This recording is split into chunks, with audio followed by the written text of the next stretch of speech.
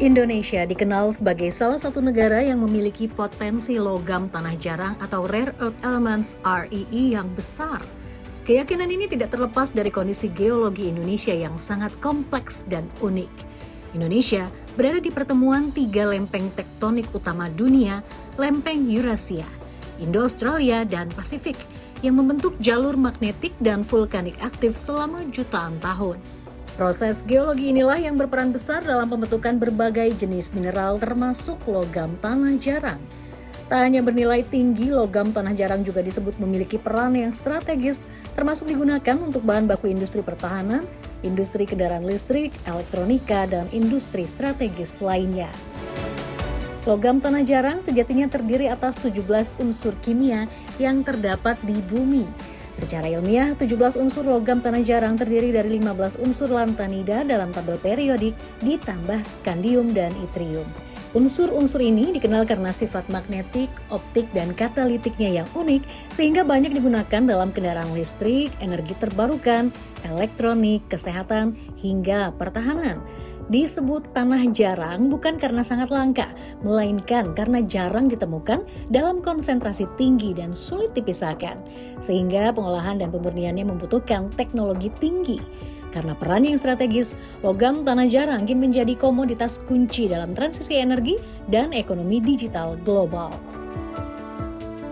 Besarnya potensi logam tanah jarang ini pun diakui oleh para ahli industri pertambangan di Indonesia, meski butuh penelitian dan pengembangan yang lebih lanjut. Widi Astuti, Profesor Riset Badan Riset dan Inovasi Nasional atau BRIN mengatakan, Indonesia punya potensi logam tanah jarang yang cukup menjanjikan, baik dari sumber primer maupun sekunder, termasuk dari sisa hasil pengolahan logam timah, nikel, bauksit, hingga batu bara yang juga ternyata punya potensi kandungan akan logam tanah jarang. Kami sebagai BRIN melihatnya sebenarnya potensi logam tanah jarang itu sangat menjanjikan ya di Indonesia. Tapi kalau kita bisa bicara potensi itu bisa kita bagi dua, ada potensi dari sumber primer dan potensi dari sumber sekunder. Kalau dari potensi sumber primer mungkin teman-teman sudah cukup banyak mendengar istilah monasit ya dari mineral ikutan timah. Jadi itu salah satu potensi yang sudah kami kembangkan juga di BRIN, tetapi ada beberapa potensi lain yang saat ini juga sedang kita gali, yaitu dari beberapa sumber. Salah satunya adalah dari ion adsorb ya, itu untuk potensi mungkin kita sebut jadi primer ya karena dari alam, tetapi kita punya potensi yang cukup menarik juga dari sekunder, yaitu dari limbah-limbah industri, kemudian seperti spent katalis, kemudian dari limbah elektronik, kita sebutnya urban mining ya, kita menambang di kota gitu ya. Itu kemudian juga potensi sekunder lainnya seperti dari limbah residu dari pengolahan nikel dan juga red mud ya dari bauxite gitu. Jadi menurut apa yang kami lihat sebenarnya potensinya cukup besar, termasuk dari fly ash batu bara. Jadi pada saat kita membakar batu bara di PLTU biasanya akan menghasilkan abu terbang, kita punya coal fly ash itu ternyata dia juga punya kandungan logam tanah jarang yang cukup potensial untuk bisa kita lihat kemungkinannya untuk kita ekstrak. Hal senada juga diakui oleh Chairman Indonesia Mining Institute Irwandi Arif yang mengatakan Indonesia sebenarnya secara teoritis punya potensi kandungan logam tanah jarang yang cukup besar. Namun hal ini butuh penelitian dan pengembangan yang lebih lanjut untuk mengetahui sejatinya seberapa besar kandungan logam tanah jarang di Indonesia. Ya, secara keseluruhan sumber daya logam tanah jarang di Indonesia pada data tahun 2023 itu mencapai 136 juta ton biji. Ya, total dari 17 jenis logam tanah jarang. Dan kalau berupa logam hanya 119 ribu ton logam saja. Nah, ini menjadi refleksi kepada kita semua karena kita belum masuk di dalam 12 negara terbesar yang mempunyai cadangan di dunia. Ya, jadi kita masih memang belum masuk dalam daftar itu dan memang belum ada cadangan yang dilaporkan secara nyata karena kita masih memerlukan eksplorasi lanjutan. Nah, kalau kita lihat tadi ada pertanyaan wilayah mana di Indonesia Ya. itu yang memiliki potensi yang terbesar itu ada di Sumatera Utara, ya, Kepulauan Bangka Belitung dan Sulawesi Barat. Nah, jadi kalau kita lihat gambar yang terpampang sekarang itu bagaimana sumber daya yang ada di kepulauan tersebut. Namun besarnya potensi cadangan dan pemanfaatan logam tanah jarang di Indonesia masih belum benar-benar bisa dimanfaatkan oleh pemerintah. Namun perlahan, pemerintah Indonesia mulai sadar akan besarnya potensi cadangan dan pengolahan logam tanah jarang di Indonesia. Dan di tempat-tempat smelter itu, bagaimana kita lihat, sudah ada tumpukan tanah jarang dan juga ingot-ingot timah. Nilainya dari 6 smelter dan barang-barang yang disita mendekati 6 sampai 7 triliun. Tapi tanah jarang yang belum diurai mungkin nilainya lebih besar, sangat besar. Tanah jarang monasid itu 1 ton itu bisa ratusan ribu dolar ya. Monasid, padahal total diketemukan limbahnya puluhan ribu ton, mendekati 40.000 ton.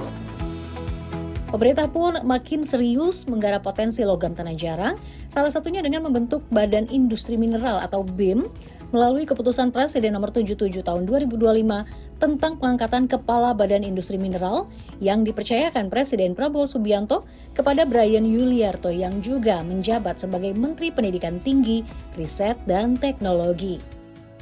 Pembentukan Badan Industri Mineral dipandang sebagai langkah strategis pemerintah dalam mempercepat hilirisasi sumber daya alam serta memperkuat kemandirian nasional di sektor mineral. Badan ini memiliki fungsi utama dalam mengordinasikan kebijakan pengelolaan, pemurnian, hingga pengembangan teknologi pengolahan mineral agar memberi nilai tambah lebih besar bagi perekonomian nasional. Sejalan dengan pembentukan Badan Industri Mineral, pemerintah melalui Menteri Energi dan Sumber Daya Mineral Bahlil Lahadalia menegaskan bahwa seluruh produk turunan dari hasil pengolahan timah tidak bisa diekspor. Adapun seluruh turunan tersebut akan dilindungi dan dikuasai oleh negara. Menurutnya, produk turunan dari material timah menyimpan potensi mineral strategis yang menjadi incaran dunia, salah satunya seperti logam tanah jarang LTJ atau Rare Earth Element. Mengingat posisi logam tanah jarang yang penting dan strategis, pemerintah juga memutuskan resmi menerbitkan aturan yang mengatur pengelolaan mineral radioaktif dan logam tanah jarang LTJ oleh badan usaha milik negara melalui Peraturan Menteri SDM nomor 18 tahun 2025. Dalam aturan itu termaktub bahwa Menteri dapat menetapkan BUMN sebagai pelaksana pengusahaan dan pemanfaatan mineral logam komoditas logam tanah jarang. Kemudian dalam aturan itu disebut pula bahwa pengusahaan dan pemanfaatan mineral logam komoditas logam tanah jarang diutamakan untuk pengembangan industri prioritas dalam negeri. Pemberian mandat kepada BUMN diharapkan mendorong sinergi antara kebijakan hulu dan hilir, mempercepat investasi, sekaligus menjaga kepentingan nasional di tengah persaingan global atas komoditas strategis ini. Namun, tantangan utama tetap pada penguasaan teknologi pemurnian, pembangunan fasilitas pengolahan, serta memastikan bahwa keuntungan ekonomi dari logam tanah jarang benar-benar dinikmati oleh bangsa Indonesia. Menangkap peluang besar di sisa hasil produksi timah, Badan Usaha Milik Negara yang bergerak dalam penambangan dan pengolahan timah PT Timah Tbk pun kini makin serius dalam menyiapkan pengolahan logam tanah jarang. Direktur Pengembangan Usaha PT Timah Suyendra Yusuf Ratu Prawira Negara mengatakan LTJ dalam timah bukanlah barang baru. Pihaknya sudah melakukan penelitian kandungan LTJ dalam timah sejak 2010 hingga 2011 silam. Perusahaan bahkan sudah memiliki pilot plant untuk mengembangkan proses pemisahan LTJ dari timah. Selama bertahun-tahun, pilot plant tersebut menjalani rangkaian uji. Namun sampai saat ini belum memenuhi spesifikasi akhir yang dibutuhkan, khususnya dalam pemisahan fosfat agar menghasilkan kandungan uranium dan thorium pada kadar yang sesuai. PT Timah juga menggandeng stakeholder dan juga akademisi untuk menggali lebih dalam mengenai potensi logam tanah jarang yang ada di sisa hasil pengolahan timah.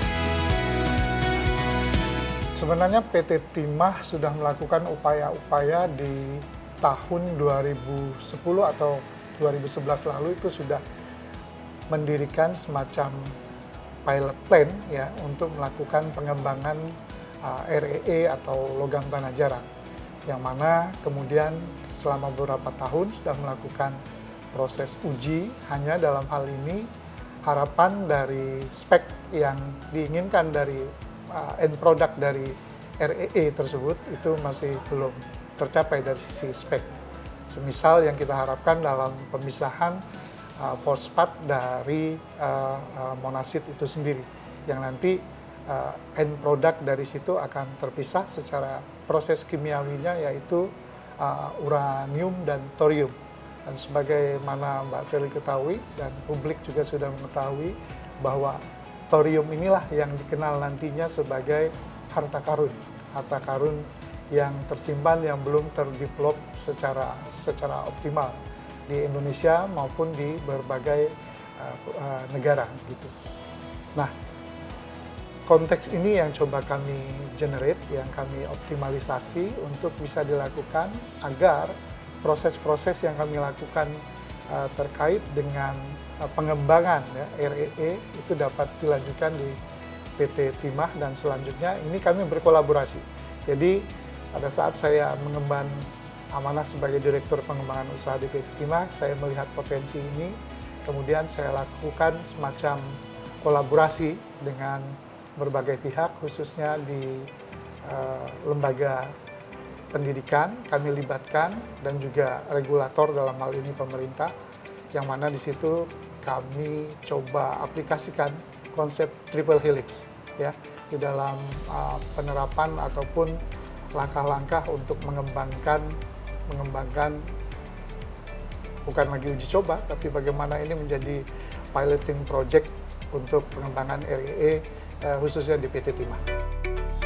Namun meski memiliki potensi yang besar, pemerintah diharapkan mampu memiliki strategi jangka panjang untuk memanfaatkan potensi logam tanah jarang di tanah air. Selain itu, kesiapan dari sumber daya manusia dan teknologi pengolahan juga menjadi poin penting untuk menghadirkan nilai tambah dari pemanfaatan logam tanah jarang di tanah air. Tenaga profesional bidang sumber kekayaan alam Lemhanas RI, Edi Permadi menegaskan pengembangan logam tanah jarang LTJ di Indonesia masih berada di jalur yang tepat, sejalan dengan visi Presiden Prabowo untuk memperkuat hilirisasi dan industrialisasi. Menurutnya, eksplorasi di sejumlah klaster potensial perlu dipercepat agar Indonesia tidak tertinggal dalam persaingan global. Edi menilai kemitraan dengan pihak asing tetap dibutuhkan untuk alih teknologi, namun harus diatur melalui regulasi dan divestasi yang melindungi kepentingan nasional.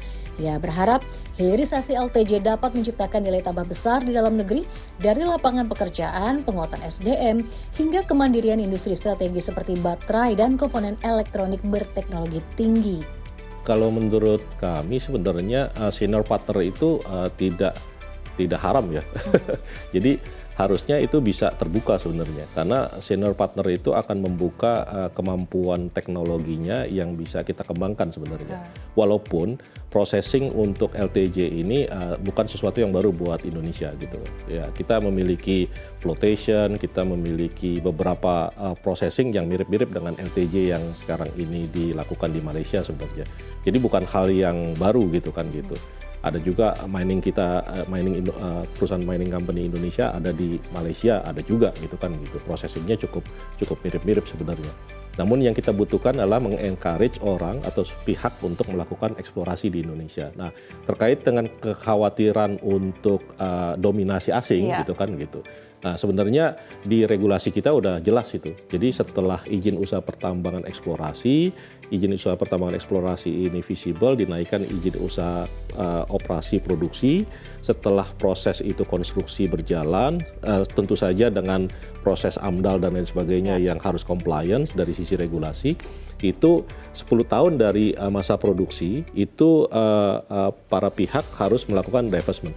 Jadi harus ada proses divestasi sebenarnya. Jadi kalau dari sisi proses, kita mengurangi risk terkait dengan eksplorasi, bisa juga kita menggandeng senior partner dari luar, gitu ya, sehingga senior partner ini yang melakukan investasi terkait dengan high risk terkait dengan eksplorasi sampai operasi produksi, kemudian produksi ini visible berjalan 10 tahun baru dilakukan divestment.